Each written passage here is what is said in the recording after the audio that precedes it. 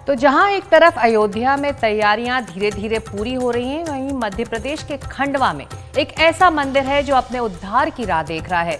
वनवास के दौरान जब भगवान राम और सीता वहां पहुंचे थे तो वहां सीता मंदिर और सीता बावड़ी बनवाया गया था, लेकिन इन दोनों के ही हाल इस वक्त बेहाल हैं। और वहां के स्थानीय लोग चाहते हैं कि जब अयोध्या में इतना काम हो रहा है तो खंडवा के इस मंदिर और बावड़ी में भी काम करवाया जाए।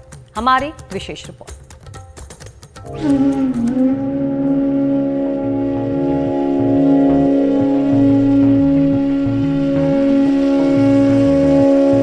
पूरे देश में वनवास के दौरान जहां राम और सिया के कदम पड़े, उन जगहों के भी उद्धार की अब दरकार है। ये सीता बावड़ी है। यहाँ पे कभी राम आए थे। जब माता सीता को प्यास लगी तो उन्होंने यहीं से पानी पिलाया। खांडव वन अब खंडवा में ये बाण मारे का कुआं है। शहर के लोगों की प्यास बुझाता है। इसे रामेश्वर कुंड भी कहते हैं। पास में एक बावड़ी है जिसे सीता बावड़ी कहते हैं। बावड़ी के पास ही माता सीता का मंदिर भी है।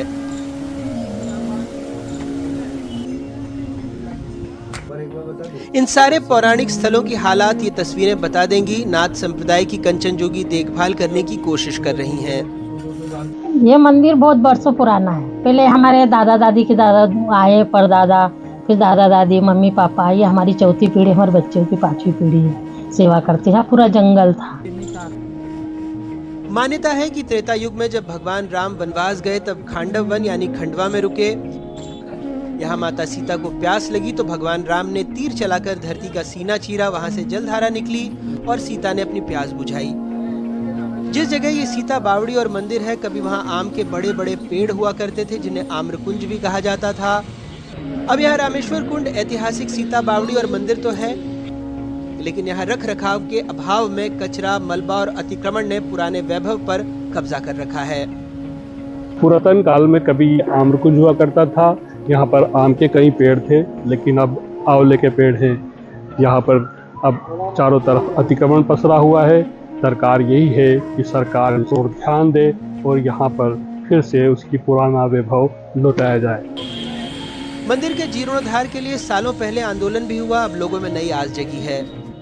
जब जैसे अयोध्या में बन रहा है तो हमारे खंडवा में बनना चाहिए। पहले इसका जीर्णोद्धार बाबा गंगाराम जी ने करवाया। अब हम चाहते हैं कि इसका भी जल्दी से जीर्णोद्धार हो। स्थानीय लोग भी इस ऐतिहासिक रामेश्वर कुंड में पूजा अर्चना करने आते हैं। पौराणिक मान्यता है कि एक खरदूषण की नगरी थी।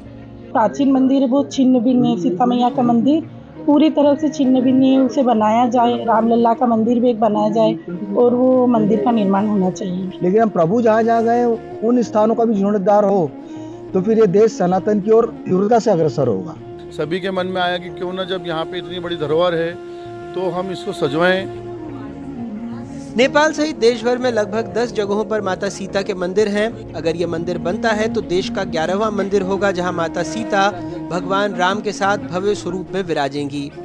कहा जाता है कि राम के बिना सिया अधूरी है और सिया के बिना राम।